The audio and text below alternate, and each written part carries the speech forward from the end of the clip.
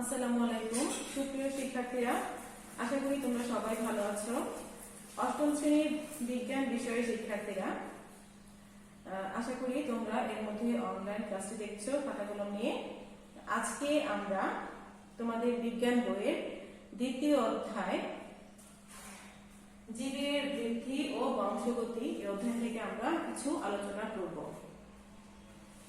আমরা জানি যে প্রতিটি জীবই কোষ দ্বারা গঠিত এবং কিছু জীব আছে এককোষী এবং কিছু জীব আছে বহুকোষী।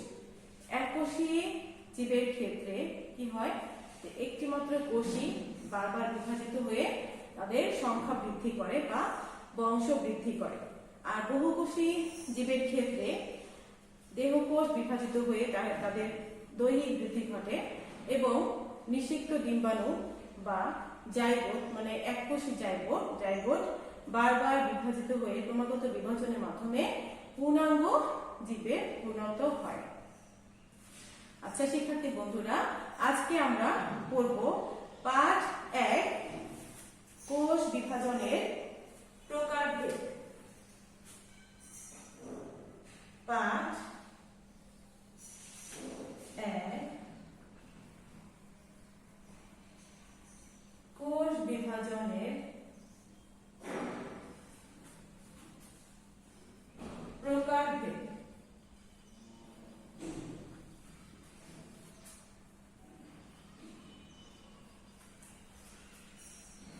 আজকের পাঠ শেষে আমরা কি শিক্ষণফল অর্জন করতে পারবো, চলো দেখে নিই।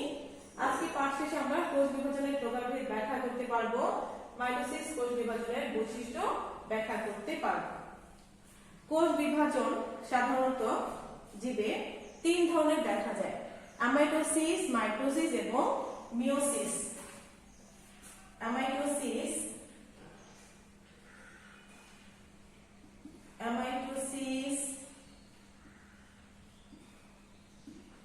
মাইটোসিস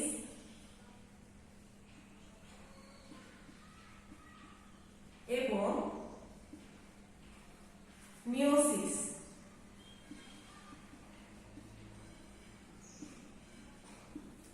আচ্ছা, প্রথমে আমরা দেখি যে অ্যামাইটোসিস কোষ বিভাজনটা কি। অ্যামাইটোসিস কোষ বিভাজনটা সাধারণত এককোষী যেই জীবগুলো যেমন ব্যাকটেরিয়া, ছত্রাক, ইস্ট, অ্যামিবা এই ধরনের জীবে এই অ্যামাইটোসিস কোষ বিভাজন ঘটে থাকে। এবং এই ক্ষেত্রে কি হয়, কোষের যে নিউক্লিয়াসটি, আমরা একটি কোষ আঁকি এখানে, নিউক্লিয়াস, এটি হচ্ছে নিউক্লিয়াস এবং আমরা জানি নিউক্লিয়াসের বাইরে কি থাকে, সাইটোপ্লাজম। এক্ষেত্রে প্রথমে কোষের নিউক্লিয়াসটি একটি ডাম্বেলের আকৃতি ধারণ করে এবং এটি মাঝ বরাবর সংকুচিত হয়ে যায় এবং ক্রমে এটি দুটি আলাদা নিউক্লিয়াসে বিভক্ত হয়ে পড়ে।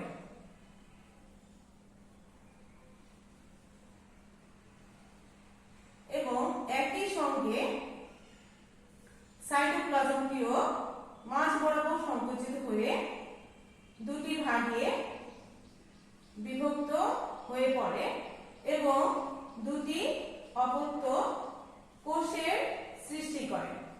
তাহলে শিক্ষার্থী বন্ধুরা, আমরা দেখছি যে প্রথমে নিউক্লিয়াসটি ডাম্বেলের আকৃতি ধারণ করে এবং মাঝ বরাবর সংকুচিত হয়ে যায় এবং ক্রমে সেটি আলাদা হয়ে যায়। নিউক্লিয়াস দুটি, অর্থাৎ একটি নিউক্লিয়াস থেকে দুটি নিউক্লিয়াসের সৃষ্টি হয়। একই সঙ্গে সাইটোপ্লাজমটিও মাঝ বরাবর ঘাস সৃষ্টি হয়, অর্থাৎ সংকুচিত হয়ে এটি সম্পূর্ণ দুটি আলাদা কোষের সৃষ্টি হয়।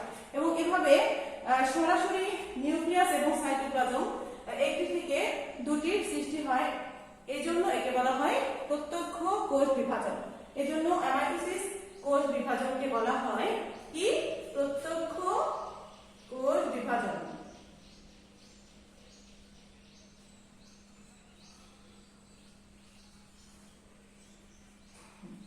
চলো শিক্ষার্থী বন্ধুরা, এবার আমরা দেখি মাইটোসিস কোষ বিভাজন। মাইটোসিস কোষ বিভাজনটা কি? যে উন্নত শ্রেণীর উদ্ভিদ এবং প্রাণীর দেহকোষে ঘটে এবং এই মাইটোসিস কোষ বিভাজনের মাধ্যমেই উদ্ভিদ এবং প্রাণী আকারে বৃদ্ধি পায়, অর্থাৎ দৈর্ঘ্যে এবং প্রস্থে বৃদ্ধি পায়। আর এই প্রক্রিয়ায় অর্থাৎ মাইটোসিস কোষ বিভাজন প্রক্রিয়ায় কোষের নিউক্লিয়াসটি মাত্র একটি বার বিভাজিত হয় এবং সম আকার, সমগুণ সম্পন্ন এবং সমান সংখ্যক ক্রোমোজোম বিশিষ্ট দুটি অপত্য কোষ সৃষ্টি করে। তাহলে আমরা কি বলতে পারি মাইটোসিস কোষ বিভাজন কি? যে কোষ বিভাজন প্রক্রিয়ায় মাতৃকোষের নিউক্লিয়াসটি একটিবার মাত্র বিভাজিত হয়ে সমান আকার, সমগুণ সম্পন্ন এবং সম সংখ্যক ক্রোমোজোম বিশিষ্ট দুটি অপত্য কোষ সৃষ্টি করে তাকে বলা হয় মাইটোসিস কোষ বিভাজন। এবং এই মাইটোসিস কোষ বিভাজনকে সমীকরণিক বিভাজন বলা হয়। কেন? কারণ মাতৃকোষের ক্রোমোজোম সংখ্যা এবং নতুন যে সৃষ্ট কোষ সেই কোষের নিউক্লিয়াসের ক্রোমোজোম সংখ্যা একই থাকে, সমান থাকে, এই জন্য একে বলা হয় সমীকরণিক বিভাজন। আমরা দেখি এটা চিত্রের মাধ্যমে বিষয়টি আরো স্পষ্ট হবো। যদি কোনো একটি কোষের নিউক্লিয়াসের ক্রোমোজোম সংখ্যা যদি 2 এর সংখ্যক হয় তাহলে এই কোষ থেকে সৃষ্ট যে দুটি নতুন কোষ সৃষ্টি হবে সে কোষের নিউক্লিয়াসেরও ক্রোমোজোম সংখ্যা হবে কত? 2n সংখ্যক। ঠিক আছে, এটা হচ্ছে মাইটোসিস কোষ বিভাজন। আচ্ছা শিক্ষার্থী বন্ধুরা, এবার আমরা দেখব মিয়োসিস কোষ বিভাজন। মিয়োসিস কোষ বিভাজন আমরা এটি চিত্রের মাধ্যমে বোঝার চেষ্টা করি। দেখি শিক্ষার্থী বন্ধুরা, মিয়োসিস কোষ বিভাজন এই ক্ষেত্রে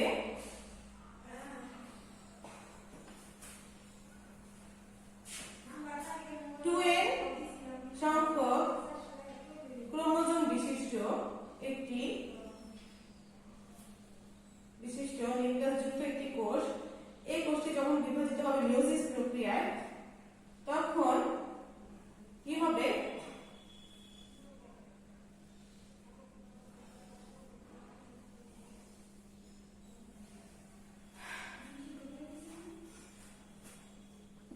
আমরা চিত্রটি খেয়াল করি শিক্ষার্থী বন্ধুরা, তাহলে আমাদের বুঝতে একটু সহজ হবে।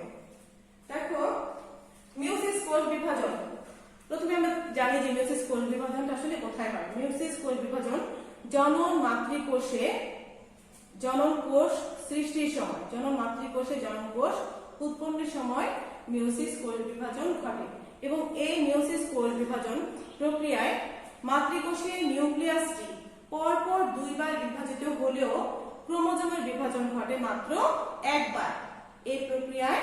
তাহলে আমরা মিয়োসিস কোষ বিভাজন প্রক্রিয়া কি বলতে পারি? যে কোষ বিভাজন প্রক্রিয়ায় মাতৃকোষের নিউক্লিয়াসটি পরপর 2 বার বিভাজিত হলেও ক্রোমোজোমের বিভাজন ঘটে মাত্র একবার, সেই কোষ বিভাজন প্রক্রিয়াকে বলা হয় মিয়োসিস কোষ বিভাজন।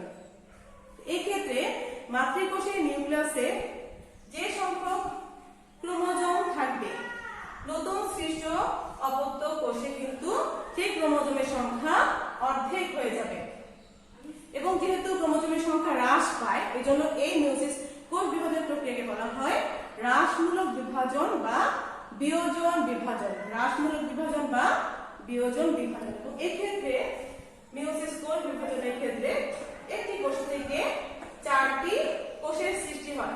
আমরা দেখতে পাচ্ছি যে নিউক্লিয়াসে মাতৃকোষের ক্রোমোজোমের সংখ্যা হচ্ছে 2n সংখ্যক এবং নতুন যে কোষ সে কোষের ক্রোমোজোমের সংখ্যা কত? তার অর্ধেক হয়ে গেছে। ক্রোমোজোমের সংখ্যা তার অর্ধেক হয়ে গেছে। আচ্ছা শিক্ষার্থী বন্ধুরা, আশা করি তোমরা মিয়োসিস কোষ বিভাজনের সংজ্ঞাটি বুঝতে পেরেছো ভালোভাবে।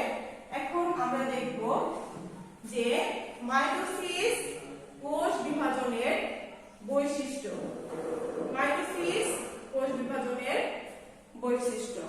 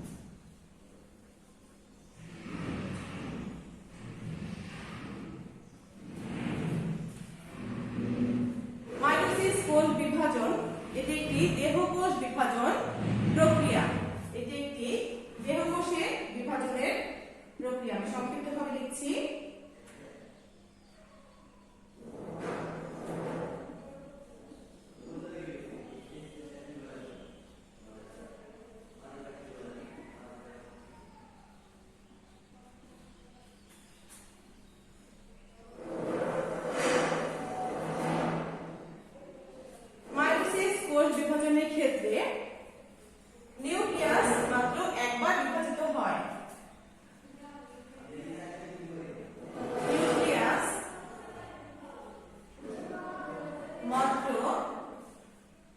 একবার বিভাজিত হয়।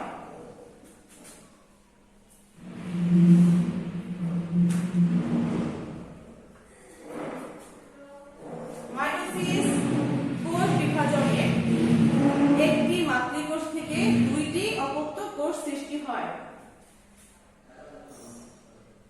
একটি মাতৃকোষ থেকে দুটি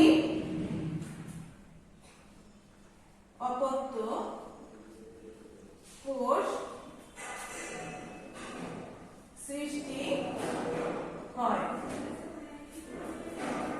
আমরা মাইটোসিস কোষ বিভাজনের আরেকটি বৈশিষ্ট্য বলতে পারি যে মাইটোসিস কোষ বিভাজনের ক্ষেত্রে মাতৃকোষের ক্রোমোজোমের সংখ্যা, মাতৃকোষের নিউক্লিয়াসের ক্রোমোজোমের সংখ্যা নতুন সৃষ্ট অপত্য কোষের নিউক্লিয়াসের সংখ্যা সমান থাকে।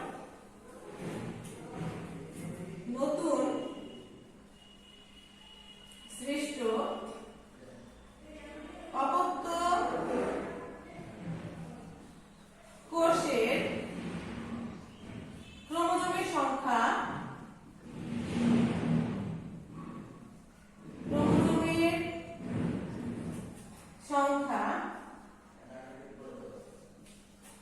মাতৃকোষের ক্রোমোজোমের সংখ্যার সমান থাকে।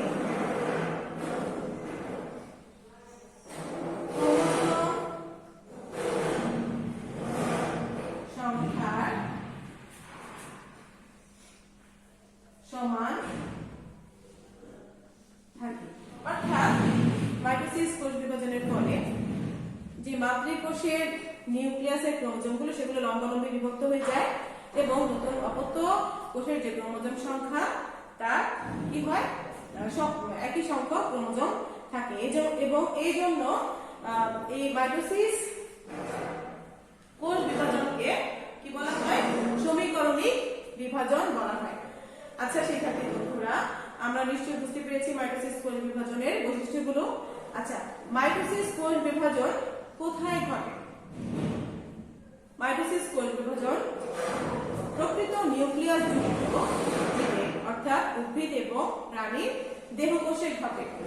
এবং উদ্ভিদের ক্ষেত্রে যে ভাজক টিস্যুর অঞ্চল, যেমন উদ্ভিদের ভ্রূণমূল, ভ্রূণকাণ্ড, ভ্রূণমুকুল, উদ্ভিদের মূলের অগ্রভাগ, কাণ্ডের অগ্রভাগ, বর্ধনশীল পাতার বর্ধিষ্ণু অঞ্চল, এই সমস্ত এলাকায় কি হয়, মাইটোসিস কোষ বিভাজন ঘটে। আর প্রাণীর ক্ষেত্রে আমরা জানি যে দেহকোষে ঘটে থাকে, যার ফলে দেহ আকারে বৃদ্ধি পায় এবং ভ্রূণের পরিবর্ধনের সময় মাইটোসিস কোষ বিভাজন। আর কোন কোন ক্ষেত্রে মাইটোসিস কোষ বিভাজন ঘটে না সেই বিষয়টিও আমাদের জানতে হবে। কোন কোন ক্ষেত্রে? প্রাণীর স্নায়ু টিস্যুর স্নায়ু কোষে, প্রাণীর স্নায়ু টিস্যুর স্নায়ু কোষে মাইটোসিস কোষ বিভাজন ঘটে না। স্তন্যপায়ী প্রাণী পরিণত লোহিত রক্তকণিকা এবং অনুচক্রিকায় মাইটোসিস কোষ বিভাজন ঘটে না। এবং উদ্ভিদের ক্ষেত্রে স্থায়ী টিস্যুতে কোনো মাইটোসিস কোষ বিভাজন ঘটে না। স্থায়ী টিস্যু মানে কি, যে কোষ আর বিভাজনে সক্ষম নয়, সে কোষগুলোতে মাইটোসিস কোষ বিভাজন ঘটে না। তো আশা করি শিক্ষার্থী বন্ধুরা আজকে পাঠটি আমরা ভালোভাবে বুঝতে পেরেছি। তোমরা বাড়িতে অবশ্যই চর্চা করবে। সবাইকে ধন্যবাদ।